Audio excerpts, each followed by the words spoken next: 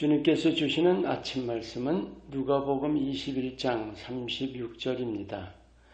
이러므로 너희는 장차 올 이 모든 일을 능히 피하고 인자 앞에 서도록 항상 기도하며 깨어 있으라 하시니라. 믿음은 주님과의 관계를 맺는 것입니다. 그리고 기도는 주님과의 교제죠.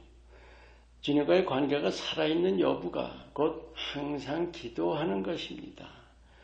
오늘 이 말씀, 그렇게 기도하면서 깨어 있으라 하십니다. 오늘은 그 살아있는 관계에 대해서 나누기 원합니다. 우리가 믿는 순간에 하나님과의 영적인 관계가 열립니다. 믿음은 예수님을 영접하는 거죠. 이걸 우리가 바로 알아야 합니다. 창세기 6장에 인간이 영적인 모습에서 육신적인 모습이 된 까닭에 하나님이 떠나실 수밖에 없었죠. 이건 인간이 하나님을 배척한 겁니다. 그런데 하나님께서 친히 화목의 길을 열어주셨죠. 그것이 예수 그리스도의 십자가입니다. 우리가 성전 휘장이 찢겨진 걸 알죠. 이건 하나님 편에서의 관계를 열어주신 거예요. 그럼 내 편은 뭐예요? 그것이 예수님을 영접하는 거예요. 그래야 상호적인 관계가 맺어지는 거죠. 그런데 더 중요한 것은 영접만 하고 끝나는 것이 아니라 그 관계가 늘 살아있어야 하죠. 늘 소통하고 교제하는 거죠. 그 소통과 교제가 얼마나 살아있는가에 달렸습니다. 오늘 이 말씀도 주님과의 소통과 교제를 말씀하는 겁니다. 그것을 깨어있는 것으로 말씀하죠. 관계가 살아있으려면 그 바탕이 뭘까요? 우리가 이걸 알기 위해서는 사랑의 요소를 깨우쳐야 합니다. 사람의 모든 관계, 사랑이 없는 관계가 가능해요? 자기 유익 또는 외식하는 관계, 발을 넓히기 위해서 온갖 사욕의 관계가 그게 관계예요? 관계의 바탕 그리고 필수 요소는 사랑입니다. 그 사랑함의 관계에 소통과 교제가 함께 가는 거죠. 그럼 오늘 이 말씀 왜 깨어 있으라 하실까요? 믿음은 주님과의 살아있는 관계죠. 만일 주님과의 소통과 교제가 소홀하다면 어떨까요? 친구 간에도 잘 보지 않으면 멀어지게 마련 아닙니까? 주님 편에서 멀어지는 게 아니죠. 내가 멀어지는 겁니다. 그 결과가 뭐예요? 빛을 멀리하면 어두워질 수밖에 없죠. 하나님 나라, 즉 빛의 나라를 향해 끊임없이 자라가야 하는데 거꾸로 간다는 사실이에요. 이 점이 중요합니다. 오늘 말씀, 장차 올 이 모든 일을 능히 피하고 인자 앞에 서도록. 오늘 이 본문 말씀 바로 전까지 예수님 말씀하신 게 삶의 매임, 또 세상의 매임에 대한 거예요.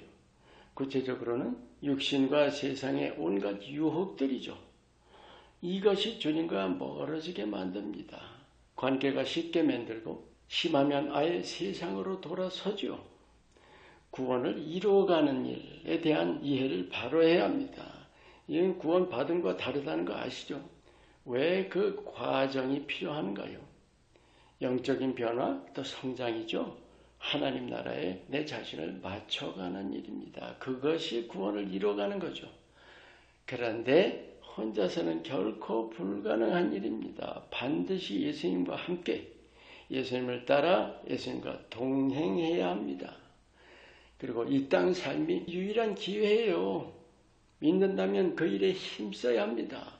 그래서 관계를 굳게 지키는 것이 중요하고 그래서 주님과의 소통과 교제가 중요한 거예요. 여러분 아시죠? 10처녀 비유에서 덩은 있는데 기름이 없던 5처녀. 예수님을 사랑하지 않던 믿음이에요. 관계가 죽어 있었던 또 교제가 없던 믿음이었죠. 기도의 삶은 기도하는 행위이기보다 기도로 주님과 늘 연결되어 있는 것입니다. 성경에 쉬지 말고 기도하라. 항상 기도하라. 오늘 이 말씀도 기도에 깨어 있으라. 히브리서 12장에 주께 시선을 고정하라는 말씀. 그것은 마음을 고정하는 것입니다. 주님과 늘 연결되어 있는 거예요. 믿는 자의 매일 매 순간이 주님과의 영적인 소통이고 교제인 거예요. 하루에 얼마나 기도하는지 문제가 아닙니다. 삶 자체가 친구 예수님과 마음 중심으로 연결되어 있는 것입니다. 많은 믿는 자들, 주님과 동행을 비현실 차원으로 알기 쉬워요. 어렵다고 또 구체적으로 어떻게 하는지 모른다고 여깁니다.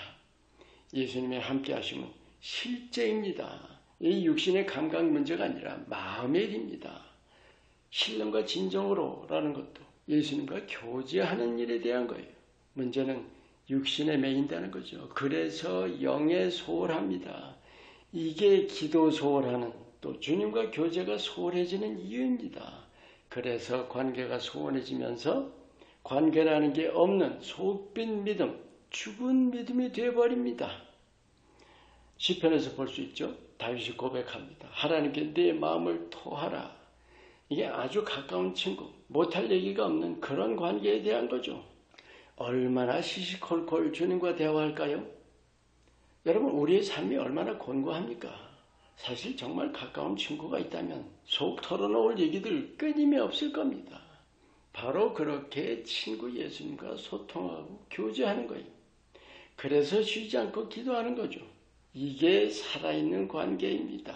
그래서 주님이 다시 오실 때 기쁘게 맞을 수 있습니다. 믿음은 주님과의 관계를 맺는 것이고 기도는 주님과의 교제와 소통입니다. 그리고 관계가 살아있어야 구원을 이루어갈 수 있는 거예요. 언제나 예수님 곁에서 주님과 대화하며 날마다 주님께로 자라가시기를 축원합니다. 기도합니다.